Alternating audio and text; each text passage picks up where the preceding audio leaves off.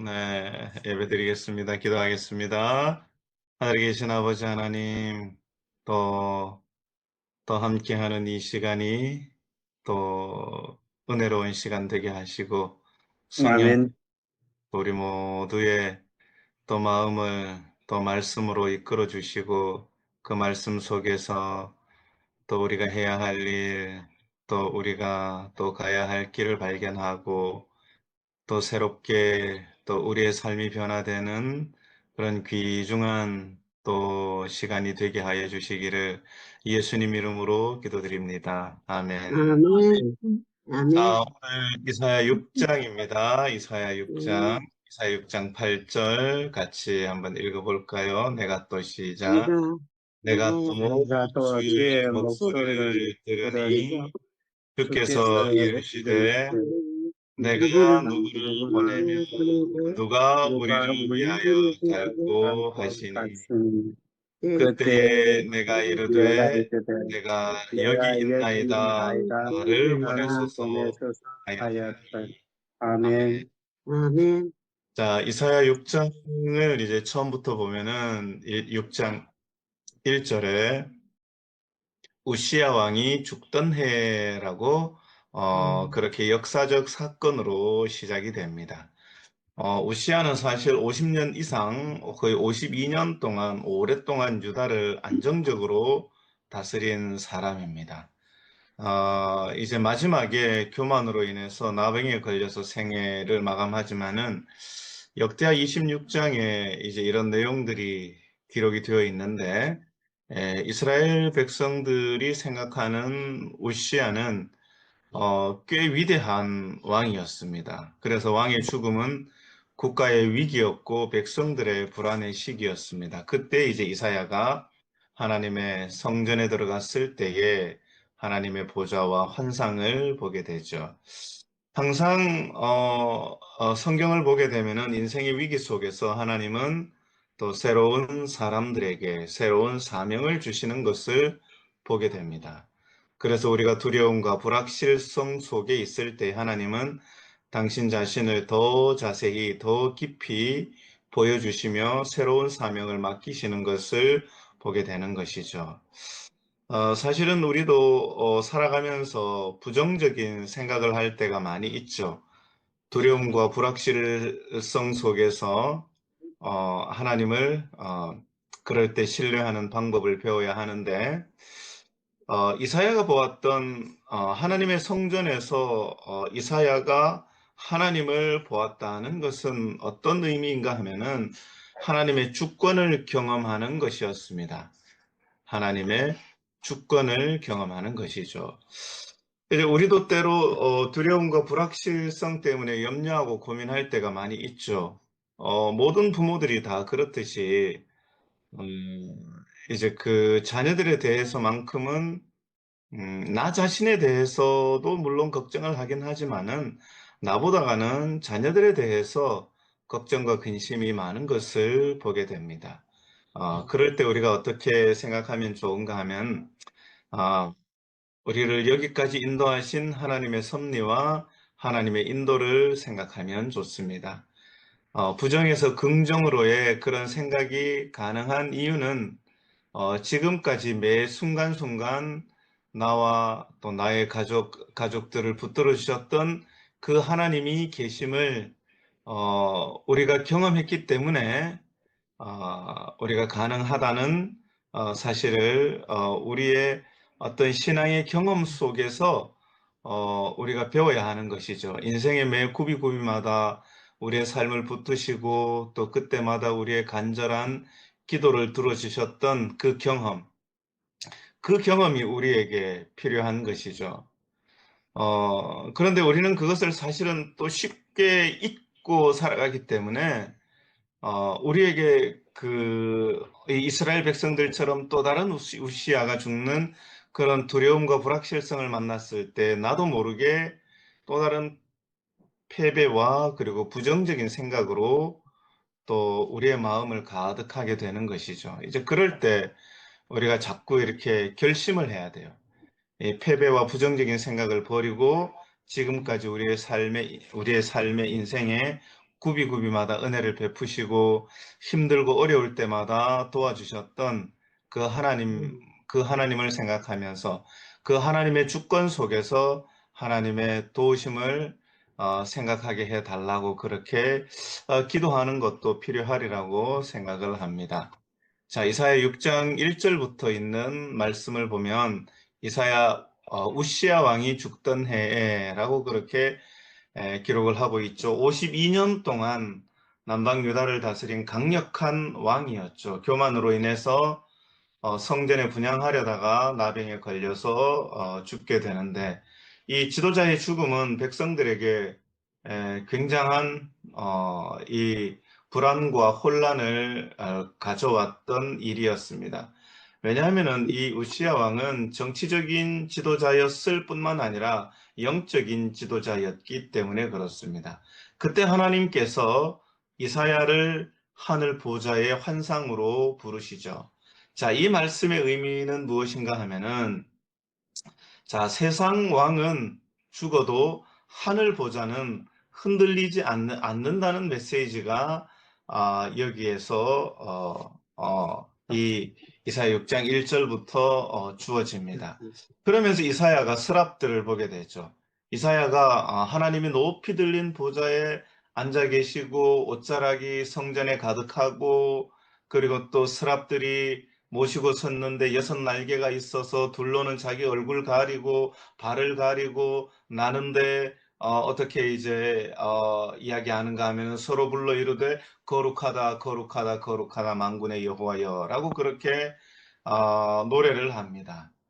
자, 스랍들조차도 하늘의 천사들조차도 자기의 얼굴을 가리고 두 발로 자기의 둘로 그 날개로 둘로 발을 가리고 그리고 날면서 이 말씀의 의미는 무엇인가 하면은 이 스랍들 하늘의 거룩한 천사들조차도 하나님 앞에서 얼굴을 가리는 거예요.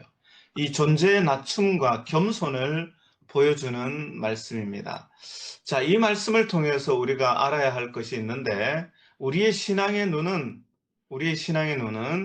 우리 자신이 아니고 우리를 둘러싼 환경이나 상황이 아니라 보좌에 앉으신 하나님을 보아야 한다는 것입니다. 우리 인생의 우시아가 무너질 때에 우리는 무엇을 보아야 하는가? 우리가 상황을 보는 것이 아니라 주권자인 하나님을 생각해야 한다는 것이죠. 이사야는 하나님의 거룩함을 본 후에야 비로소 자기 자신이 누구인지를 깨닫습니다. 그때 하나님께서 이사야를 정결케 해주시고 사명자로 부르시는 모습을 우리가 보게 되는데 우리도 이 우리가 생각하는 세상의 왕좌가 흔들릴 때 우리 삶의 왕좌가 흔들릴 때에 하늘의 보좌는 흔들리지 않는다는 사실을 기억하면서 하나님의 보좌에 무릎 꿇는 자만이 세상 속에서 굳건하게 설 수 있다는 사실을 믿음의 눈으로 우리가 고백하게 되기를 바랍니다. 자, 하나님을 만난 이사야가 최초로 한 고백이 있습니다. 그 고백이 무엇인가 하면은 5절에 화로다 나여 망하게 되었도다. 나는 입술이 부정한 사람이라고 고백을 하죠. 이사야는 자신의 죄를 고백합니다. 그리고 또 나는 입술이 부정한 백성 중에 거주하면서 자신이 속한 공동체의 죄까지도 이사야가 깨닫게 되는 거죠. 자, 오늘날 교회가 힘을 잃는 이유가 무엇일까요? 사람들은 그 이유 중에 하나가 하나님의 거룩함 앞에 자신을 철저히 이 하나님 앞에 회개하는 것이 부족하기 때문이라고 그렇게 이야기를 합니다. 자, 그런데 우리가 여기에서 우리가 생각해야 합니다. 이사야가 하는 이 고백, 이사야가 하는 이 회개의 고백, 그리고 천사들이 겸손한 모습을 보이는 이유가 무엇이었을까요? 여러분, 이사야가 고백을 하기 전에 천사들의 겸손의 모습이 보이기 전에 어떤 모습이 등장하는가 하면은 그들이 하나님을 보았다는 것입니다. 사람이 아무리 자기 자신을 낮추어도 겸손이 가능할까요? 사람이 아무리 자기 자신을 낮춘다고 하지만은 스스로의 노력으로는 그렇게 지속적이 되지는 않는 것 같아요.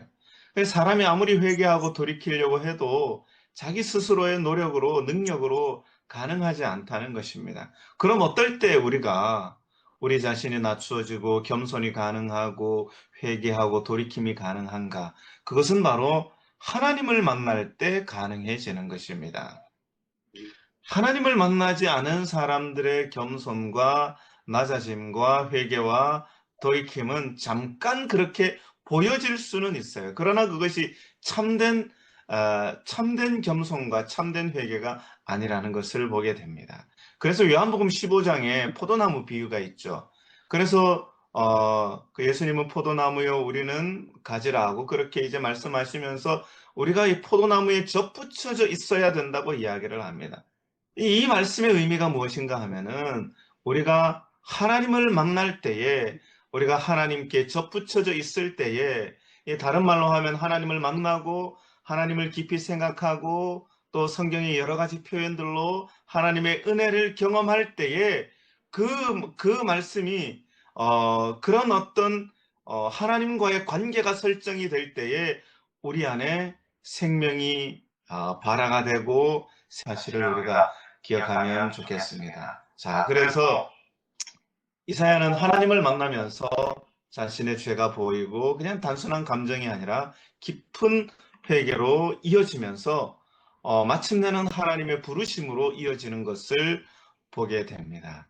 자, 우리가 기억해야 하는 것이 있는데 자기가 가고 싶은 것이 있고 하나님의 부르심이 있습니다. 성경에도 자기가 억지로 가려고 했던 사람들이 있어요. 여러분 누가 있을까요? 뭐 대표적으로 이사야를 보고 있으니까 이사야 6장 1절에 우시야가 대표적이죠. 제사장들만이 분향할 수 있는 그 제사를 우시야가 하려고 했던 것이죠. 그리고 또 대표적인 사람이 사울왕, 우리가 잘 아는 사울왕이 있죠. 사울왕도 똑같이 우시야처럼 그렇게 하려고 했었죠. 그리고 신약 성경에 와서는 가룟 유다라는 사람이 있습니다. 이들은 하나님이 보내지 않고 하나님이 하라고 하지도 않았는데 자기가 하려고 하다가 망한 사람들입니다. 자, 그런데 하나님의 부르심을 받은 사람들은 머뭇거리지 않습니다.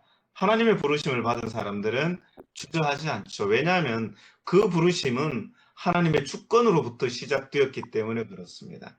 하나님의 주권을 경험한 사람들은 어떻게 고백을 하는가 하면은 8절에 보면은 자, 또 내가 또 주의 목소리를 들으니 주께서 이르시되 내가 누구를 보내면 누가 우리를 위하여 갈고 그때에 내가 이르되 내가 여기 있나이다 나를 보냈소서라고 그렇게 고백하게 되는 것입니다. 자, 놀라운 사실이 있는데 복음성가에 보면은 하나님의 부르심에는 실수가 없다는 가사가 있습니다. 하나님의 부르심에는 실수가 없습니다. 자, 이 말씀은 이사야가 하나님의 부르심을 받은 직후에 이 말씀은 이, 이사야의 고백도 동일한 고백입니다. 자, 그런데 하나님의 부르심에는 실수가 없지만은 이사야 6장 9절에서 13절까지 있는 말씀을 보면은 이사야가 하나님의 사명을 받아가지고 맞닥뜨린 그 사역을 보면은 그냥 녹록하지 않아요. 아주 냉혹한 현실을 하나님께서 알려주시는 말씀이 기록이 되어 있습니다. 그렇기 때문에 사명은 단순한 열정이 아니라 어마어마한 인내와 그리고 엄청난 신실함이 필요한 길임을 알려줍니다.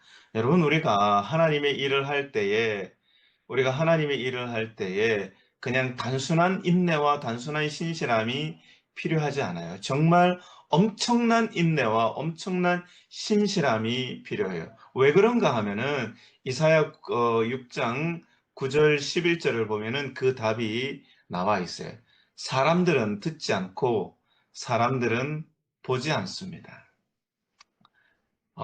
그래서 9절에 보면은 너희가 듣기는 들어도 깨닫지 못할 것이요 보기는 보아도 알지 못하리라 하여 이 백성의 마음을 둔하게 하며 그들의 귀가 막히고 그들의 눈이 감기게 하라. 염려하건대 그들이 눈으로 보고 귀로 듣고 마음으로 깨닫고 다시 돌아와 고침을 받을까 하노라 하시기로. 자, 그들이 듣기는 들어도 깨닫지 못하고 보기는 보아도 알지 못할 것이라고 이야기합니다.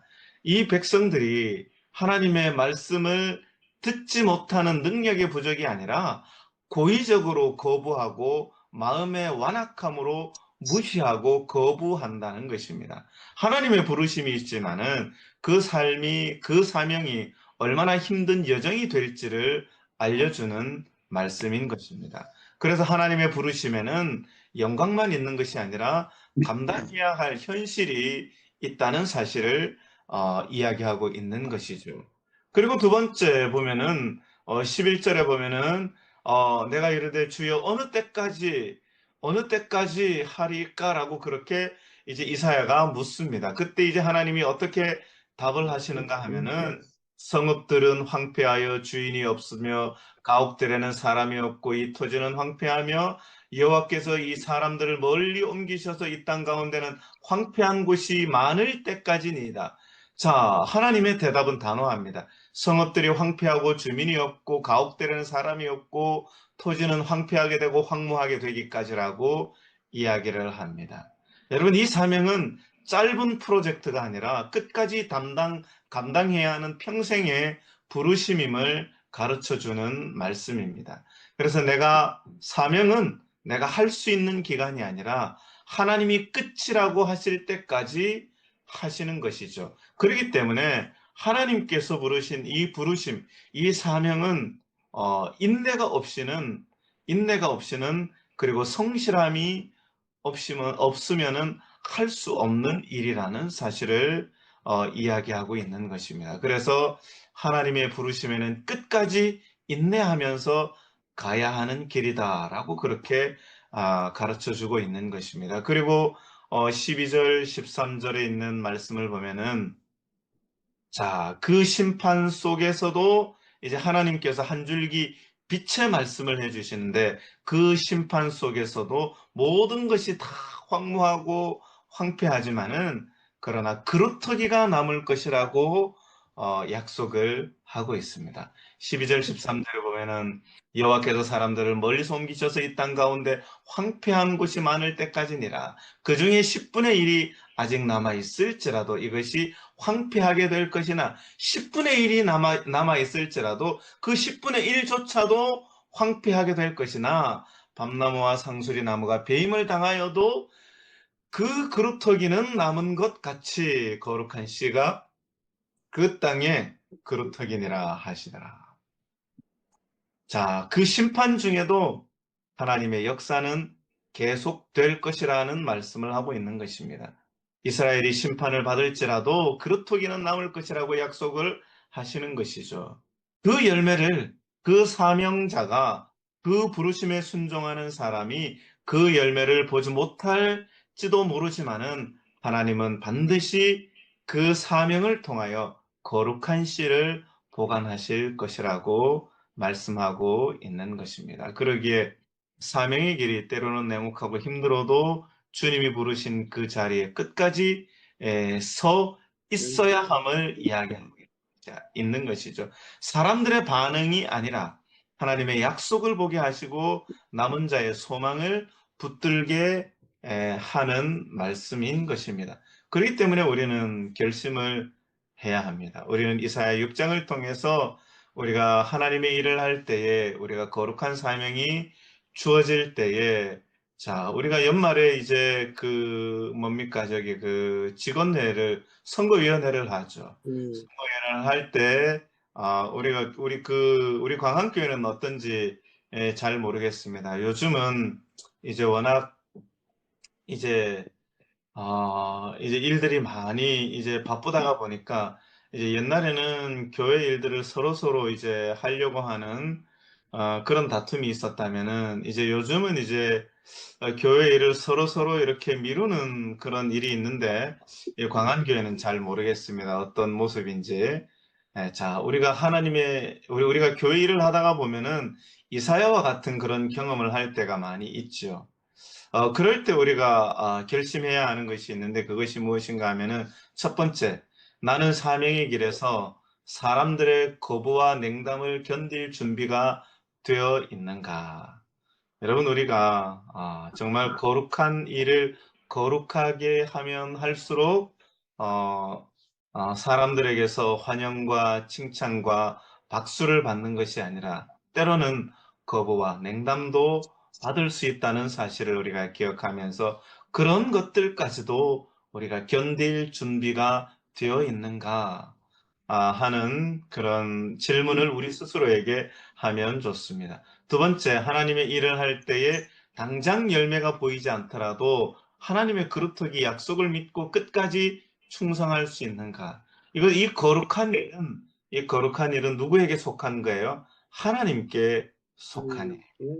그 하나님께 속한 일을 할 때에 당장 우리 눈에, 사람의 눈에는 열매가 보이지 않을 수도 있어요. 그러나 하나님께서는 계속해서 교회가 준비될 때까지 하나님께서는 준비시켜 놓고 계신다는 사실을 우리가 믿음의 눈으로 우리가 바라볼 수 있는가. 그래서 하나님의 그루터기 약속을 믿고 끝까지 이것이 하나님의 부르심이라면은 끝까지 이 사명에 충실할 수 있는가? 혹 잘 안 되는 것처럼 보일지라도 우리가 끝까지 충성할 수 있는가? 그래서 세 번째는 우리가 결심해야 하는 것 중에 하나가 결과보다가 순종에 더 무게를 두고 있는가 하는 질문을 우리가 해야 한다는 것입니다. 이사야 당시 정치는 불안하고 사회는 부패했고 영적인 지도자들은 타락하고 무너지는 그런 세상에, 그러나 이사야는 이사야 6장을 통해서 하나님의 보좌는 흔들리지 않는 하나님의 보좌를 보여주시면서 하나님의 부르심은 실수가 없고 하나님은 심판 속에서도 그루터기를 남기시는 분이라는 사실, 그래서 하나님은 흔들림 없이 당신의 일을 하나씩 차곡차곡 한 발 한 발 이루어져 간다는 사실을 우리가 이사야 6장의 말씀을 통해서 우리가 주목하면 좋겠습니다. 그래서 세상의 권세가 무너져 갈 때 우리가 하나님의 보좌를 바라보고 거룩하신 하나님 앞에서 우리를 낮추고 우리의 사명의 길, 우리의 부르심의 길이 황폐해 보일지라도 그루터기를 지키는 믿음을 가져야 한다는 사실을 우리가 기억하면서 그루터기는 잘려도 다시 싹이 납니다. 그 말씀의 의미는 무엇인가 하면 하나님의 약속은 무너지지 않고 결국에는 모든 것들이 선을 이루고 이루어진다는 사실을, 그 약속을 오늘 이 이사야 6장을 통해서 이사야 선지자는 오늘 우리에게 하고 있다는 사실을 우리가 기억하면서 하나님의 약속을 붙들고 오늘 우리가 교회에서 어떤 부르심을 입었든 어떤 사명을 가졌든 그 길이 어떤 길일지라도 끝까지 우리가 하나님을 바라보며 영적으로 하나님의 보좌를 바라보며 흔들리지 않는 그런 믿음의 길을 굳건하게 걸어가는 우리 광안교회 식구들 되기를 바라면서 오늘 말씀을 줄입니다.